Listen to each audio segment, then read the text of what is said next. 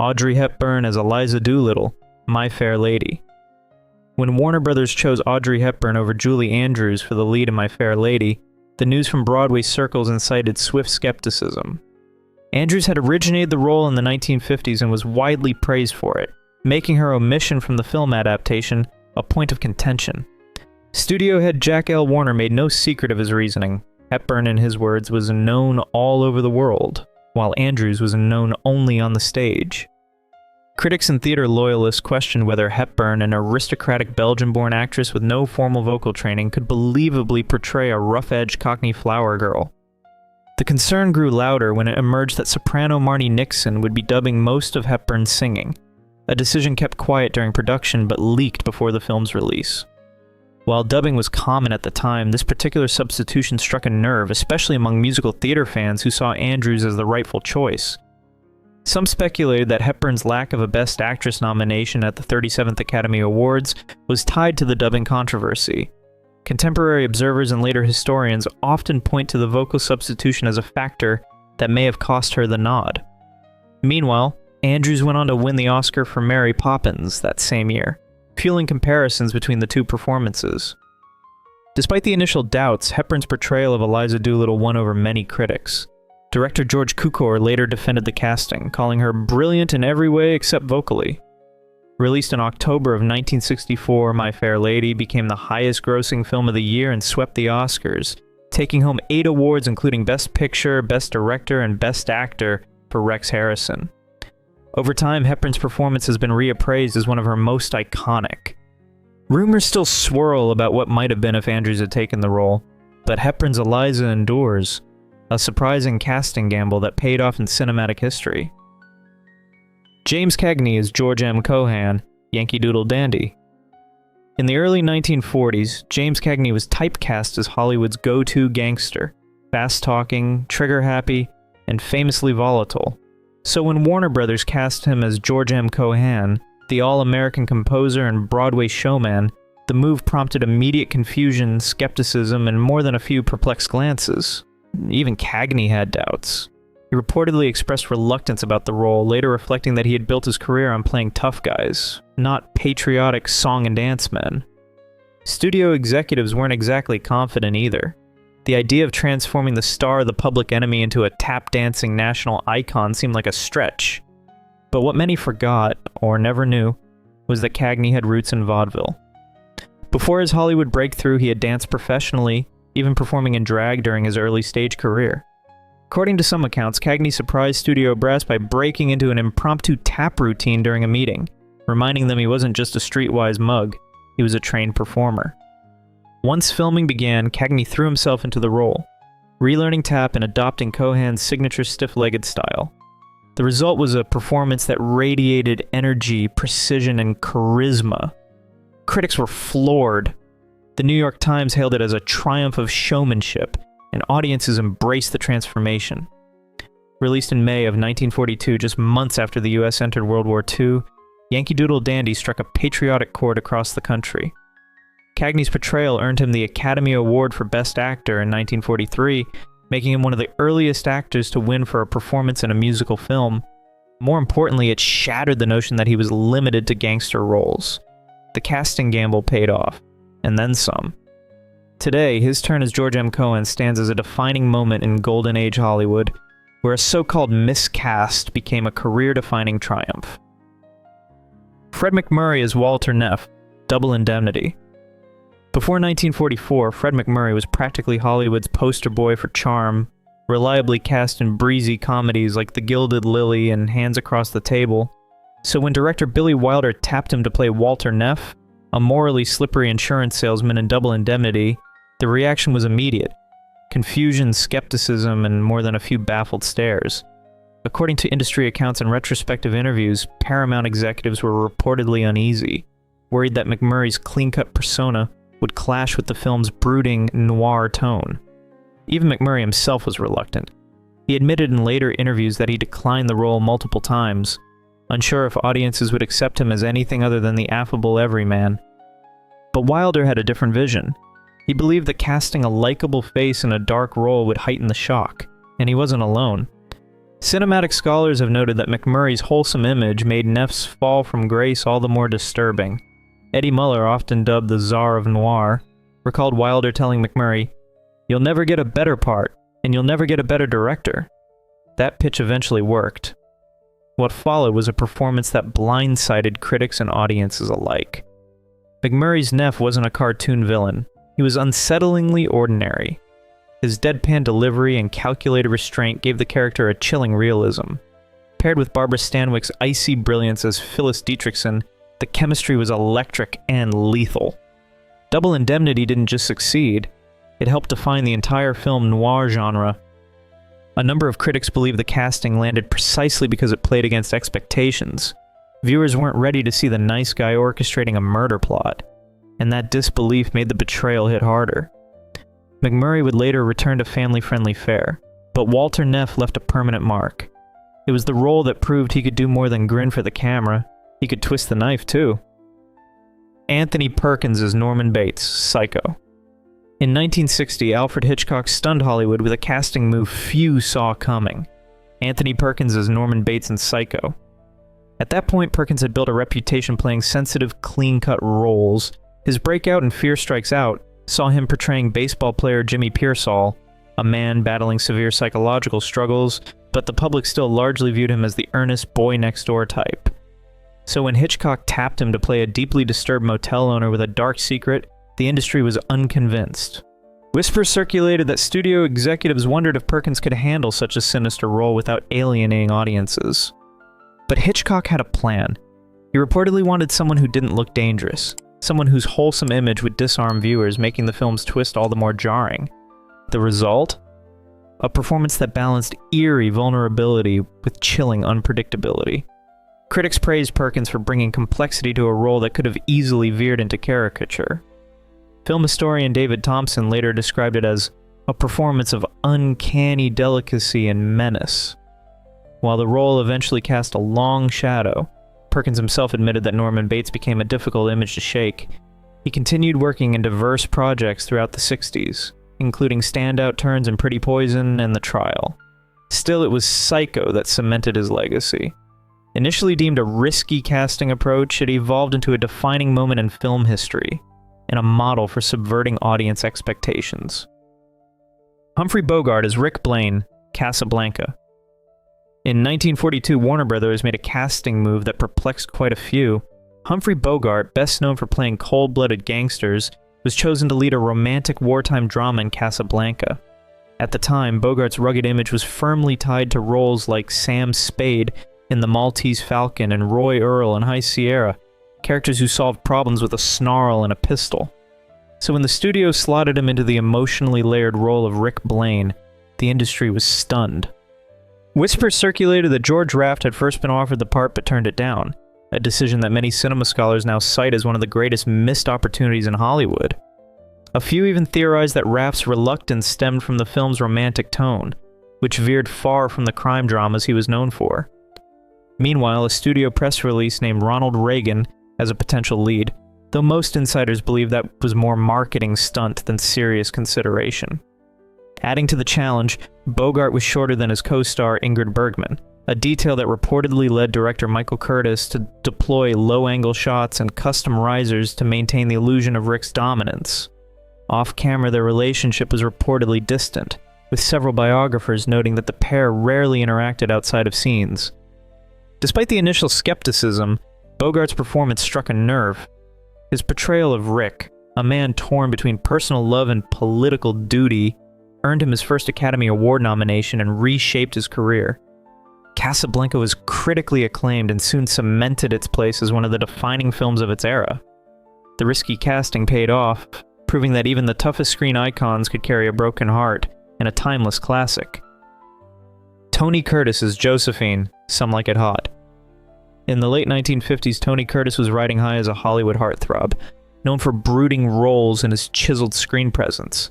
So when director Billy Wilder cast him as a jazz musician who spends half the film disguised as a woman, the announcement caught everyone off guard. Curtis in heels and a wig? To many, it sounded like a career misstep waiting to happen.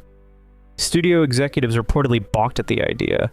The grapevine buzzed that some questioned whether audiences would accept Curtis in drag, especially after his Oscar-nominated turn in The Defiant Ones just a year earlier. But Wilder, never one to flinch at controversy, saw something others didn't. According to biographers, he dismissed the concerns with a sharp retort, "He's got the face of a girl, why not?" Curtis leaned into the challenge. He reportedly modeled his falsetto voice after Cary Grant's distinctive accent, a choice that sparked one of Hollywood's most quoted exchanges. As the story goes, when Grant caught wind of the impression, he quipped, "I don't talk like that." Curtis's reply, "I talk like you." Whether the exchange happened exactly that way or not, it became part of the film's enduring mythology. The real surprise came on screen. Curtis's chemistry with Jack Lemmon and Marilyn Monroe lit up the frame, and his ability to jump between suave saxophonist Joe and the prim Josephine gave the film its comedic edge. Some Like It Hot became a runaway hit, earning 6 Academy Award nominations and, decades later, being crowned the greatest American comedy by the American Film Institute. What began as an unconventional casting ended up redefining his career and reshaping expectations for leading men in comedy. Curtis proved he wasn't just a pretty face, he had timing, range, and a knack for reinvention. Cary Grant as Cole Porter night and day. When Warner Brothers cast Cary Grant as legendary composer Cole Porter in Night and Day, it triggered widespread surprise in Hollywood. Known for his suave romantic leads opposite actresses like Katharine Hepburn and Ingrid Bergman, Grant seemed an unlikely fit to portray a musically gifted Yale-educated songwriter with a famously guarded private life. Porter, married to socialite Linda Lee Thomas, was privately known among Manhattan elites to be attracted to men, something the studio had no intention of addressing in post-war America. Directed by Michael Curtiz and released in 1946, the film took creative liberties that bordered on complete reinvention. Porter's biography was scrubbed clean for the screen, replaced with a sanitized romance and a parade of musical numbers. The Production Code Administration, still widely referred to as the Hayes Office, reportedly kept a close eye on the script, ensuring no hint of Porter's real-life relationships made it to the final cut. Rumors later swirled that the studio chose Grant precisely because his polished, carefully managed image would deflect any uncomfortable questions. Despite the historical whitewashing, Grant's performance surprised critics and audience alike. He wasn't a singer nor a pianist, and yet he brought a kind of debonair ease to the role that worked. His portrayal may not have reflected the real Porter, but it captured the public's idealized version of him, elegant, witty, and endlessly charming. The film became a commercial success, and songs like Night and Day and I've Got You Under My Skin found renewed popularity. In the years since, a handful of motion picture historians have highlighted the irony. A closeted composer portrayed by an actor whose own personal life was the subject of persistent speculation. Legends tease about Grant's long-term cohabitation with actor Randolph Scott, fueling debates about whether his casting was more layered than it appeared.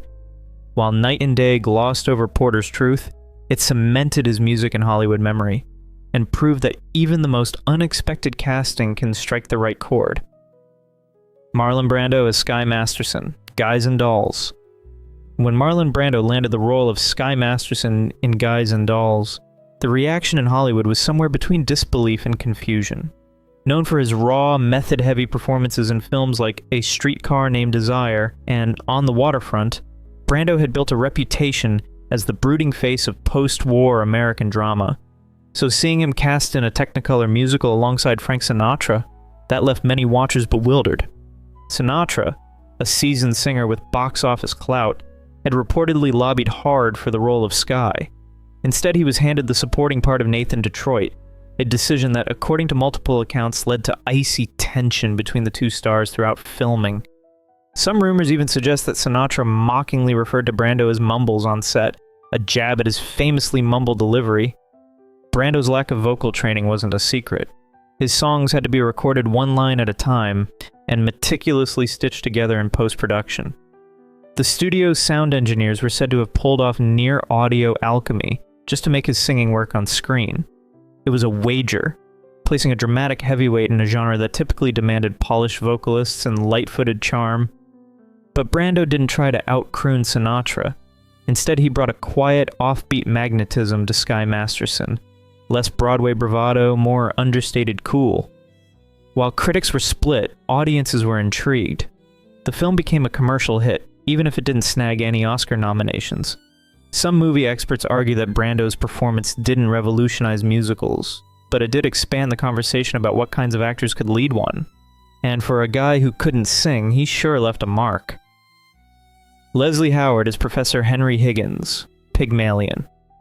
When Leslie Howard was cast as Professor Henry Higgins in the 1938 adaptation of George Bernard Shaw's Pygmalion, the announcement fueled a wave of disbelief. By then, Howard had built his reputation playing refined, romantic leads. His performances in The Scarlet Pimpernel and Romeo and Juliet painted him as the epitome of soft-spoken elegance, not the kind of actor expected to embody a sharp-tongued, emotionally stunted academic. Yet Howard didn't just accept the role. He took a co-director credit alongside Anthony Asquith, a rare move for a leading man at the time. While Asquith handled much of the technical direction, Howard's creative influence was unmistakable. Rather than present Higgins as a cold caricature of intellectual arrogance, Howard introduced a brittle charm and undercurrent of vulnerability that caught audiences off guard. His version of Higgins was still brusque and self-important, but also oddly human. When Pygmalion reached American theaters in March of 1939, critics responded with enthusiasm. Frank S. Nugent of the New York Times praised Howard's ironical detachment and the surprising warmth he brought to a notoriously prickly character. The film earned 4 Academy Award nominations, including Best Picture and Best Actor for Howard, cementing its impact. Some film scholars have suggested that Howard's take on Higgins helped nudge Hollywood away from the trope of the emotionally sterile intellectual. The performance gave future portrayals, academic or otherwise, permission to be more layered, more flawed, more real. Legends tease that Howard himself disliked the role, allegedly calling Higgins insufferable in personal correspondence. Whether out of disdain or perfectionism, he never let it show. His performance not only redefined audience expectations in the moment, it echoed decades later. When Rex Harrison stepped into the role for the Broadway debut of My Fair Lady in 1956, and again in the 1964 film, some noted an uncanny resemblance in tone. Coincidence or a quiet homage? Regardless, Leslie Howard turned what many saw as a miscast into a masterclass, reshaping a character and perhaps a genre without ever cracking a smile about it. Frank Sinatra as Majio, From Here to Eternity. By the early 1950s, Frank Sinatra's star had dimmed. His once dominant music career had cooled, his film roles were drying up, and whispers around Hollywood painted him as past his prime. So when he began lobbying for the role of Private Angelo Majio in Fred Zinnemann's war drama From Here to Eternity, the reaction from Columbia Pictures was one of confusion. A crooner with fading popularity and no recent critical acclaim, it felt like a long shot. Sinatra, however, was relentless. According to biographer James Kaplan, he chased the role with unshakable resolve. Certain Hollywood anecdotes even suggest that his then-wife, Ava Gardner, who was riding high on her own career, may have quietly nudged studio executives in his favor. Whether or not those rumors hold water, one thing is certain. Sinatra personally approached producer Buddy Adler and delivered a screen test that stunned both Adler and Zinnemann. At the time, the role had been strongly considered for Eli Wallach, who was tied up with a Broadway production. That scheduling conflict cracked the door open for Sinatra, who seized the opportunity. He accepted a modest paycheck, $8,000 for 8 weeks of work, way below his former rate, signaling just how much he wanted the part.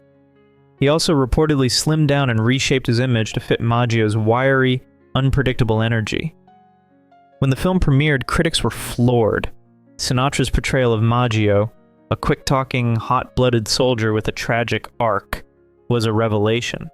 Bosley Crowther of the New York Times praised it as a performance of surprising depth, and the Academy took notice. In March of 1954, Sinatra won the Oscar for Best Supporting Actor, outshining more established dramatic names like Eddie Albert and Robert Strauss. The turnaround was swift. Sinatra's acting career reignited with roles in The Man with the Golden Arm and Guys and Dolls, while his music career took on new life with a fresh Capitol Records deal and a bolder, jazzier sound. What began as a puzzling casting decision ended up rewriting the trajectory of a Hollywood legend. If you've enjoyed this video, please leave a like and comment. Also consider subscribing and hitting the notification bell to get notified of our new videos each week. Thanks for watching.